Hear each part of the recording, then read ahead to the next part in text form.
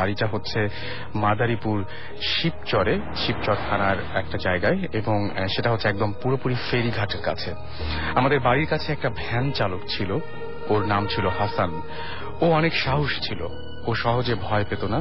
একদিন অনেক রাতে আমাদের ফেরিঘাটে একটা লাশ নিয়ে কিছু পুলিশ আসলো এবং তারা বলল যে এই লাশটা নদী থেকে উদ্ধার করে আনা হয়েছে। তারা বলল যে লাশটাকে থানায় নিয়ে যেতে হবে, এবং থানাটা ছিল হচ্ছে ফেরিঘাট থেকে প্রায় ৩-৪ কিলোমিটার দূরে। তারা ওইখানকার ভ্যান ড্রাইভারদেরকে বলতে লাগলো যে লাশটাকে বহন করে নিয়ে যাওয়ার জন্য, বাট কোনো ভ্যান ড্রাইভার রাজি হলো না ওই লাশটাকে নিয়ে যাওয়ার জন্য, বিকজ লাশটা পানিতে থাকার কারণে পচে দুর্গন্ধ বের হচ্ছিল। তখন ওই সাহসী ভ্যান ড্রাইভার হাসান রাজি হয়েছিল এবং লাশটাকে বহন করে নিয়ে যেতে চেয়েছিল সে। দেন পুলিশ তার হাসানের ভ্যানে লাশটাকে উঠিয়ে দিল এবং বলল যে তুমি একটু আগে আগে চলো, আর আমরা আস্তে আস্তে আসছি, কারণ লাশটা থেকে প্রচুর দুর্গন্ধ বের হচ্ছে। দেন হাসান তার ভ্যানে লাশটাকে নিয়ে চলতে লাগলো।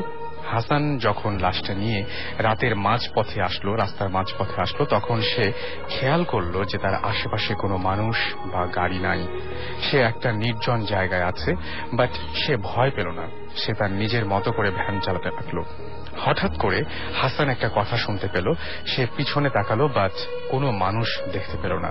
সে মনে করলো যে সে ভুল শুনেছে, বাট না, সে আবার সেই শব্দটা শুনতে পেল। শব্দটা ছিল অনেকটা এই রকমের যে কোথায় নিয়ে যাচ্ছিস আমাকে।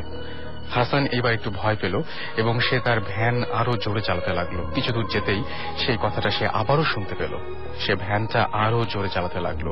আর একটু দূর যেতেই হাসান অনুভব করলো যে কে যেন তার কাঁধে হাত রাখছে। সে পিছনে তাকিয়ে দেখলো লাশটা উঠে বসে আছে এবং তার কাঁধে হাত রেখে সে ডাকছে লাশটা তাকে। সে দেখতে পেল এবং শুনতে পেল যে লাশটা তাকে বলছে যে তাকে যেন ভ্যানটা চালাতে দেয়া হয়।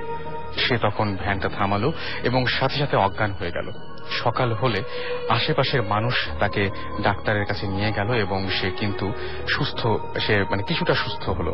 দেন সবাই তার কাছ থেকে ঘটনাটা শুনলো এবং ঘটনাটা সে সেইভাবেই বললো, এবং যার কারণে আজকে তিনি ইমেল করেছেন আমাদেরকে। তারপর হাসানের যেটা ঘটলো সেটা হচ্ছে হাসানের অনেক জ্বর হলো এবং প্রায় ৩ দিন পরে সে মারা গেল।